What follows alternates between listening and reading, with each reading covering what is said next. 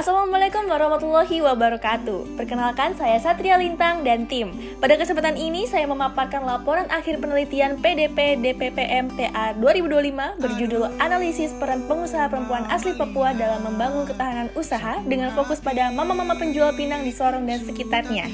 Penelitian ini berangkat dari realitas bahwa mama-mama penjual pinang memegang peran penting bagi ekonomi keluarga dan pasar komunitas. Tetapi usaha harian mereka berjalan dalam kondisi yang rapuh. Arus pembeli sangat dipengaruhi cuaca dan jam ramai, margin keuntungan ditentukan oleh efisiensi logistik dan pengendalian biaya kecil, dan keputusan operasional harus diambil cepat meski informasi terbatas.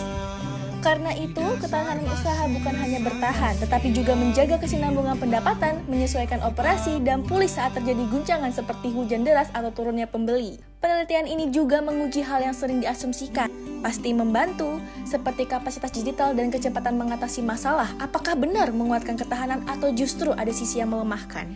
Desain penelitian menggunakan misos metode berurutan, kualitatif dulu, lalu kuantitatif.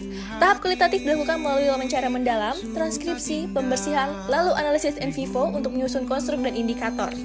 Tahap kuantitatif dilakukan melalui survei skala Likert 1-4 pada 209 pedagang pinang dengan purposive sampling pada 2025. Analisis data dilakukan dengan SPRS untuk screening dan persiapan, lalu Sam Amos dengan maksimum likelihood dan bootstrap 2000. Struktur model, penguji pendorong, dukungan sosial, kapasitas digital, dan kecepatan mengatasi masalah terhadap mekanisme seperti kompetensi kewirausahaan, adaptasi, dan optimalisasi sumber daya yang bermuara pada ketahanan usaha.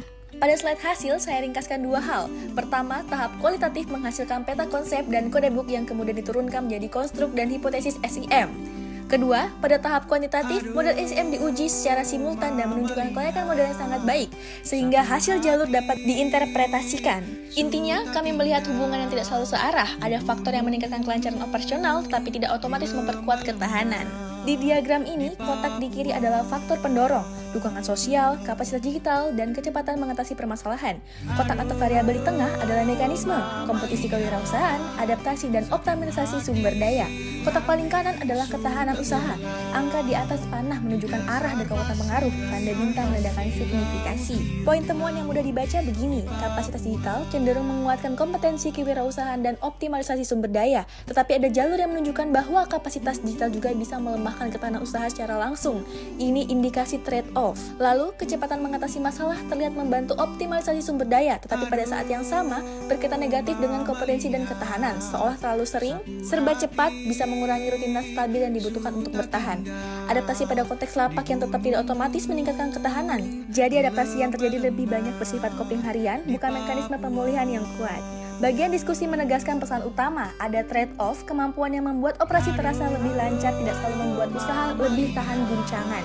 Kapasitas digital memang membantu koordinasi dan efisiensi, tetapi bisa menambah beban waktu, perhatian, atau biaya, dan pada usaha mikro yang minim, cadangan. Hal itu bisa menjadi menekankan ketahanan, kecepatan menyelesaikan masalah juga berguna untuk efisiensi sesaat, tapi jika terus-menerus bisa memicu pola keputusan, serba cepat, dan mengurangi rutinitas stabil.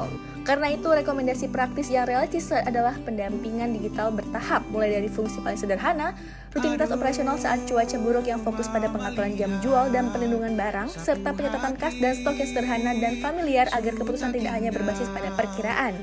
Kesimpulannya, ketahanan usaha mama-mama pedagang pinang terbentuk dari kombinasi kemampuan dan mekanisme operasional. Analisis SIM menunjukkan kapasitas digital dan kecepatan mengatasi permasalahan bersifat dua sisi, dapat meningkatkan efisiensi dan optimalisasi, tapi juga berpotensi melemahkan ketahanan bila tidak dibarengi penyangga yang memadai. Adaptasi juga tidak otomatis meningkatkan ketahanan pada konteks lapak yang tetap. Kontribusi utama riset ini adalah memberi bukti empiris tentang trade-off ketahanan pada pengusaha perempuan asli Papua di pasar rakyat. Pada roadmap, penelitian tahun ini saya posisikan sebagai fase pendalaman ketahanan usaha berbasis konteks lokal, melengkapi riset-riset sebelumnya tentang literasi digital UMKM, dan menjadi pijakan untuk tahap berikutnya, yaitu perumusan model bisnis atau pendampingan yang paling sesuai untuk konteks pasar rakyat dan usaha berbasis nafkah. Terakhir, pada pengukuran TKT, luaran penelitian ini mengarah pada pembuktian model konseptual dan model terukur yang siap didiseminasikan melalui artikel yang sedang dalam proses review, sekaligus menjadi dasar pengembangan program pendampingan yang lebih aplikatif dan pada tahap lanjutan.